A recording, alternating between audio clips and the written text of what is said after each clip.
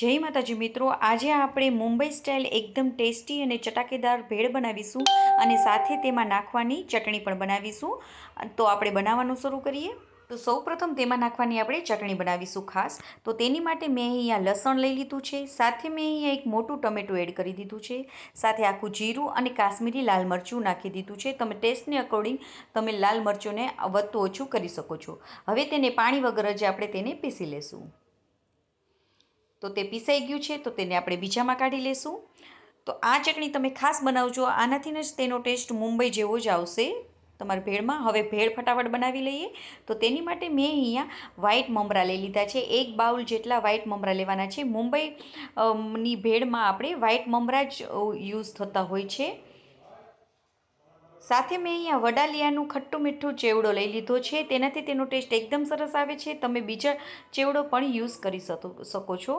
સાથે ઝીણી સમારેલી ડુંગળી એડ કરી દઈશું. 3 થી 4 ચમચી જેટલી આપણે ઝીણી સમારેલી ડુંગળી એડ કરી દેવાની છે.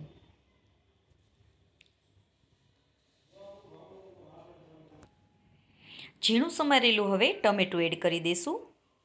તે પણ આપણે 3 થી 4 ચમચી જેટલું એડ કરીશું.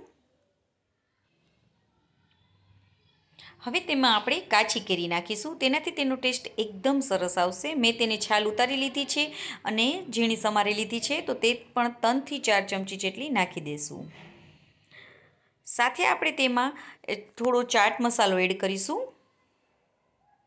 હવે જે આપણે લીલી ચટણી બનાવેલી છે તે એડ કરીશું. તમે તમારે ટેસ્ટ એને એકોર્ડિંગ વધુ ઓછું કરી શકો છો. સાથે મેં અહીંયા લીલી ચટણી પણ નાખેલી છે, તે નાખી દઈશું.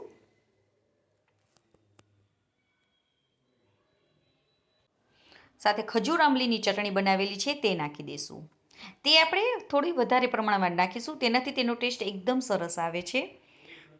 થોડી કોથમીરને સ્પ્રિંકલ કરી દઈશું અને બધાને સરસ રીતે મિક્સ કરી દઈશું.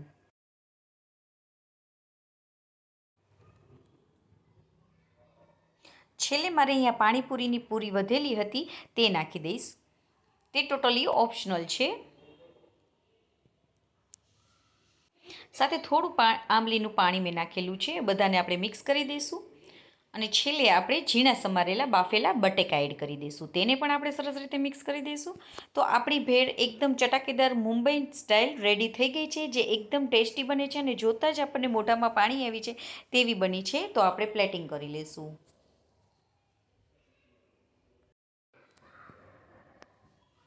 તો છે ને એકદમ ટેસ્ટી એવી આપણી ભેળ રેડી થઈ ગઈ છે. અને જો તમને આ મારી રેસીપી ગમી હોય તો લાઇક કરજો, મારી ચેનલમાં નવા હોય તો સબસ્ક્રાઈબ કરજો અને બાજુમાં રહેલ બેલ આઇકનને દબાવવાનું બિલકુલ ના ભૂલશો.